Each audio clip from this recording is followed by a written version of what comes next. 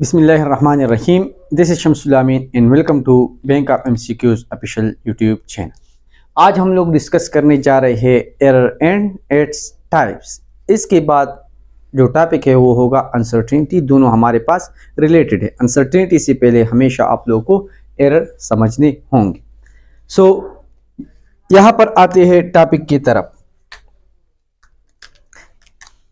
Error and uncertainty, the difference between true and measure value. In physics में हमारे पास हम लोग मेजरमेंट करते हैं। फॉर एग्जांपल ये मार्कर है, इसको अगर मैं मेजर कर लेता हूँ और इसका मास लेट्स सपोज 100 ग्राम आ जाए और कंपनी वालों ने इसको मेजर किया है और कंपनी वालों ने कहा है कि हमने जो प्रिसाइज टेक्निक यूज़ की थी, एक्यूरेट टेक्निक यूज़ की थी, उसकी मदद से हमारे पास इस मार्कर का जो मेड इन मास था, रेडीमेड मास था, वो हमारे पास था 110 ग्राम।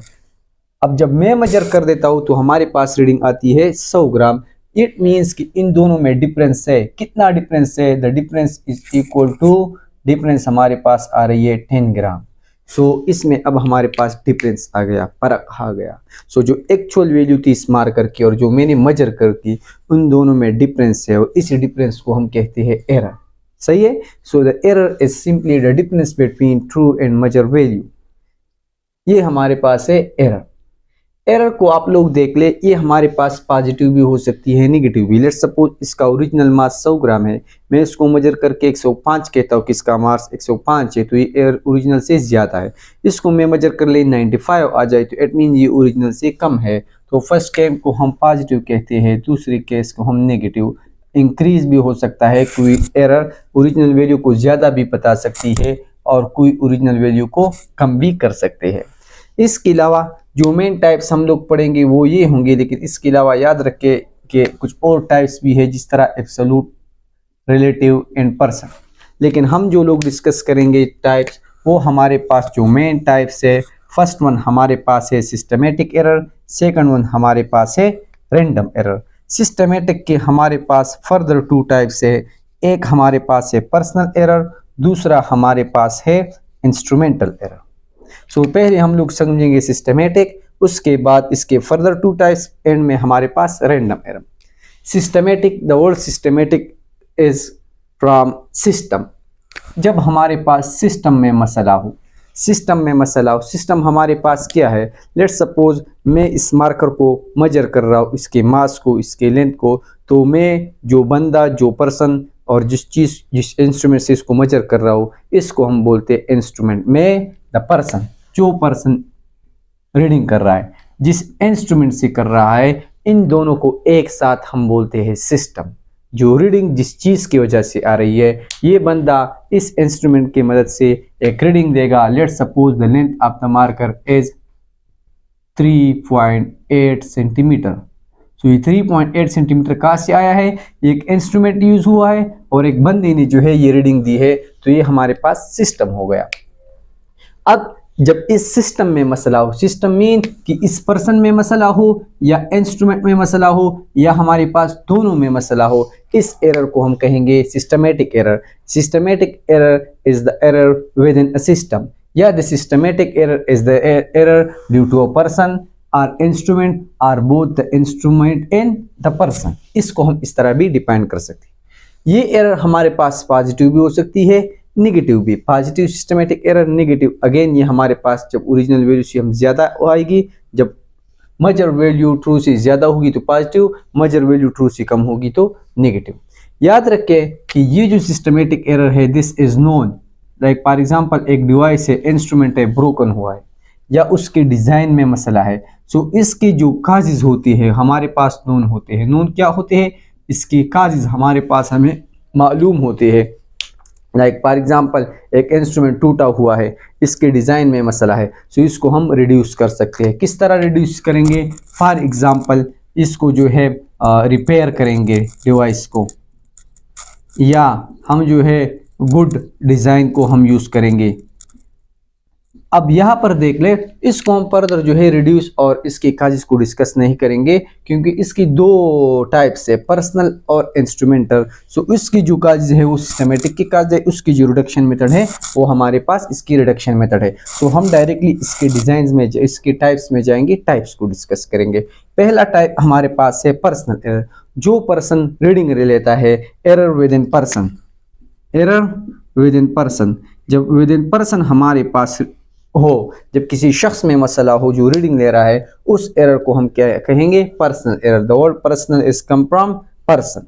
काजिज क्या है? उस शख्स में मसला है, ये जो शख्स है, ये जो रीडिंग ले रहा है, इसमें मसला है। इसमें किस तरह मसला आ सकता है? इसमें लैक ऑफ नॉलेज, इसमें जो है, इसमें नॉलेज की कमी हो सकती है।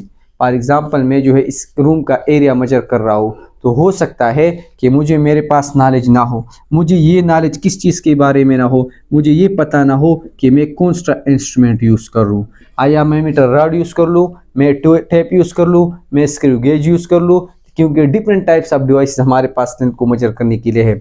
दूसरा, हमारे पास इंस्ट्रूमेंट का मुझे पता है, लेकिन मुझे पता नहीं है कि how to find the method. ये लेंथ में मेजर कर लूँ, ब्रेथ में मेजर कर लूँ, फिर मुझे पता ही नहीं है। इसके अलावा मेरे पास कैलकुलेशंस की समझ नहीं है।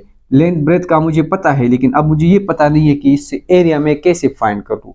इसके अलावा मुझे टेप के यूज़ का तरीक़ा नहीं पता, मुझे प्रिकॉशंस का नहीं पता, मुझे प्रिकॉशंस का नहीं पता। इसके अलावा मुझे प्रोसीजर्स का नहीं पता। इन सब चीज़ों के बारे में मेरे पास अगर नॉलेज नहीं है, तो इस नॉलेज की वजह से मेरे पास ये एरर आएगा।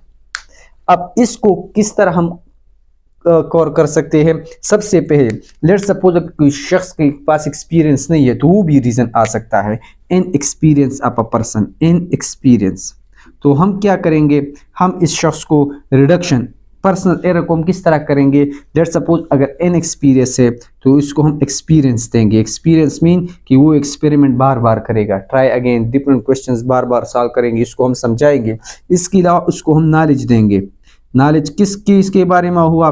Knowledge about the instrument. हम इसको बताएंगे कि आपने कौन सा इंस्ट्रूमेंट यूज़ करना है, और हाउ टू यूज़, किस तरह यूज़ करेंगे। फिर स्टेप्स के बारे में यूज़ करना है कि कौन सी स्टेप्स आप लोगों ने फॉलो करनी है, कौन से कैलकुलेशंस आप लोगों ने कैसे करने हैं। ये सारी चीज़ें जब इंसान को पता चलेगी, तो उसको ये पता चलेगा कि मैंने किस तरह कैलकुलेशंस करनी है। सो ये हमारे पास इसकी रिडक्शन की मेथड हो गई। नेक्स्ट हमारे पास है इंस्ट्रूमेंटल एरर। इंस्ट्रूमेंटल एरर वो एरर होगा जो हमारे पास ड्यू टू इंस्ट्रूमेंट होगा, किसी इंस्ट्रूमेंट में मसला है। लेट सपोज मीटर रॉड हुई है, हम यूज़ कर रहे हैं, इसमें मसला है। लेट सपोज हमारे पास जो है एक स्क्रू गेज है, उस स्क्रू गेज में जो है मसला है, स्क्रू गेज में जो है हमारे पास क्या है? मसला है। वो सारे वर्नियर कैलिपर में मसला है, या हमारे पास जो है क्या है? स्क्रू गेज में हमारे पास मसला है, या जो कैलकुलेटर हम लोग यूज़ कर रहे हैं, उस कैलकुलेटर को मसला है। सो जो इंस्ट्रूमेंट हम यूज़ करेंगे, उस इंस्ट्रूमेंट में मसला होगा, तो हमारे पास क्या होगा? इसको हम इंस्ट्रूमेंटल एरर बोलेंगे। ये हमारे पास इनकरेक्ट कैलिब्रेशन, जो नंबर्स है, जो डिज़ाइनिंग हुई है, उसमें मसला, उसको हम बोलते हैं इनकरेक्ट कैलिब्रेशन।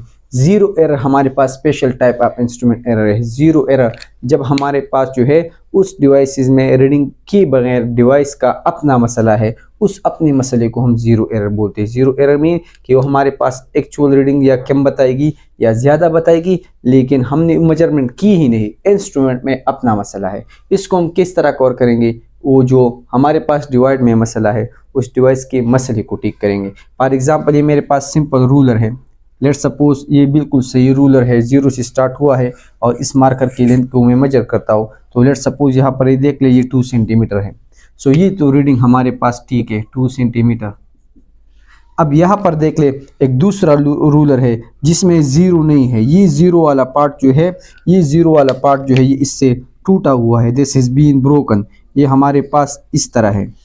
तो अगर हम इसको इस तरह मेजर करेंगे, तो ये देख ले, ये 1 से स्टार्ट होकर 3 तक आएगा। सो ये देख ले, अब मैं तो ये नहीं कह सकता कि इस मार्कर का लेंथ 3 सेंटीमीटर है, क्योंकि इस 0 के बजाय 1 से स्टार्ट हुआ है। तो इसका एक्चुअल रीडिंग क्या होगा? द रीडिंग इज़ 3 माइनस 1 यहाँ पर कम है, 1 सेंटीमीटर जो है ये टूटा हुआ रूलर है, तो एक्चुअल रीडिंग क्या है? 2 सेंटीमीटर।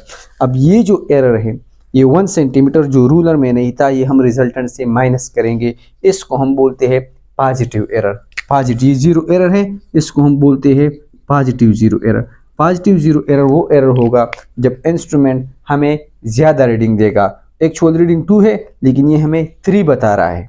सो जब ज़्यादा रीडिंग बताएगा, पॉजिटिव इंक्रीज करेगा, 2 के बजाय 3 बताएगा इंस्ट्रूमेंट, तो इसको हम बोलते हैं positive 0 error. Positive zero error, जितना एरर होगा वो हम रिजल्टेंट से माइनस करेंगे।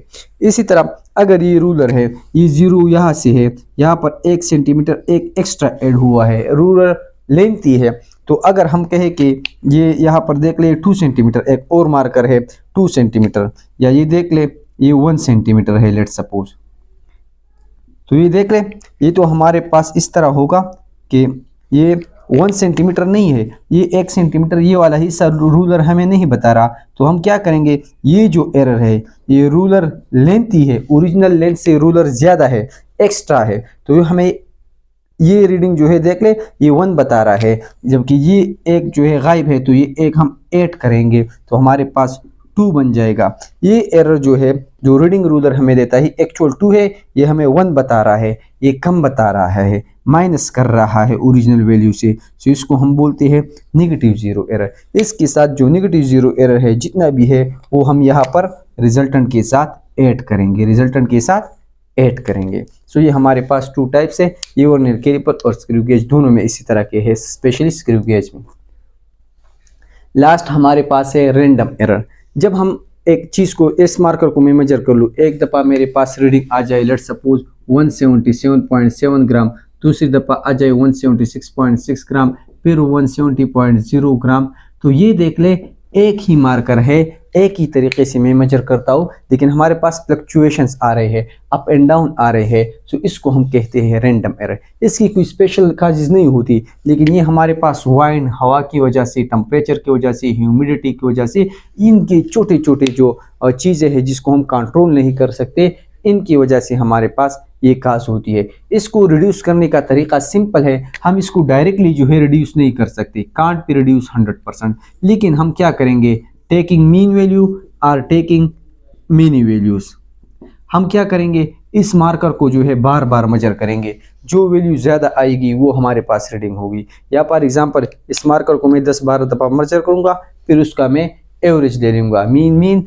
कि मैं इसका एवरेज ले लूँगा, तो दैट एवरेज विल बी और आंसर।